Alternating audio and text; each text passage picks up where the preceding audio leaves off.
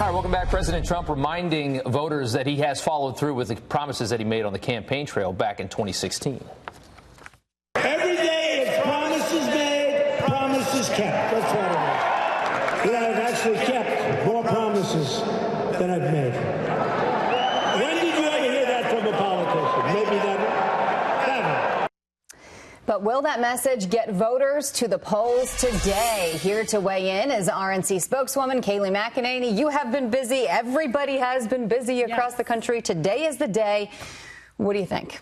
Well, look, I think we're good in the Senate. There's simply no doubt about that. I think we get to 55, if not greater. The House, a lot of these races are within the margin of error. The sample sizes in the polling is small, 500 voters, meaning the margin of error is 5 to 6%. So the House is anyone's guess. And anyone like Nate Silver who tells you it's 88% chance Democrats, he doesn't know what he's talking about because simply we don't know because of the big margin of error. Yeah, 55 in the Senate is your prediction. Absolutely. That's pretty bold. Yeah, it is bold, but I think it's accurate with North Dakota, Indiana. I think we'll swing our way. Florida is in play. Michigan, there were hidden Trump voters there. And John James within 2 points in a recent poll. New Jersey is in play. There's just a lot in play, and it can swing our way. Okay.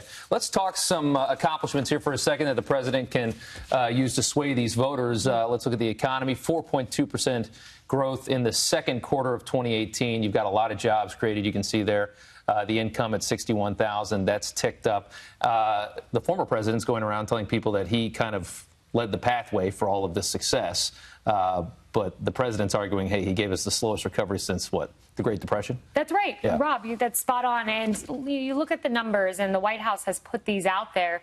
Literally every economic indicator shifted when President Trump came into office. Small business investment, small business applications, optimism among business owners. All of these had a definitive shift, not to mention under President Obama, GDP started to decline from the second quarter to the third to the fourth. President Trump comes in, and as you just noted, we finally hit 4% economic growth. So there's no doubt this is the Trump economy, not the Obama economy. Yeah, it's definitely hard to argue the economy right now. And it's hard to argue what he's trying to do for immigration as well. But health care, as you know, is a big thing that the Democrats have been getting that messaging out, especially the last couple of weeks. So what are Republicans doing about that? That's a great question because you're exactly right. This has topped the polling as the top issue. And our internal polling at the RNC shows that when you explain Medicare for all, voters don't want it. When you explain Medicare for all means Medicare for none, then all of a sudden voters take a negative view of the Democratic health care plan. Just consider the fact that you have, 56 million beneficiaries in Medicare. Dump in 260 million new ones. What happens to the current beneficiaries, our seniors? They lose health care. When it's explained, it's a winning issue for Republicans. Yeah.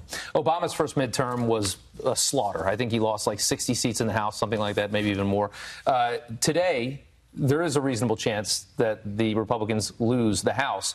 But there still could be, that could still be considered a success. Do you think, under 30 seats would be considered a success and still lose the House? No doubt, especially when you consider the fact that only 4 times has the party holding the White House gained seats in the Senate during the president's first midterms. We are going to gain seats. So President Trump has already made history should we gain seats in the Senate. You're right to say, should we lose the House narrowly, a few seats? That's still a victory in some ways. It's a victory. The average loss is 32 seats when you go back to 1832. So, if we lose marginally and gain in the Senate, that's history, and that's President Trump. All right. Kayleigh McEnany, thank you very much. Thank you, Appreciate you being here.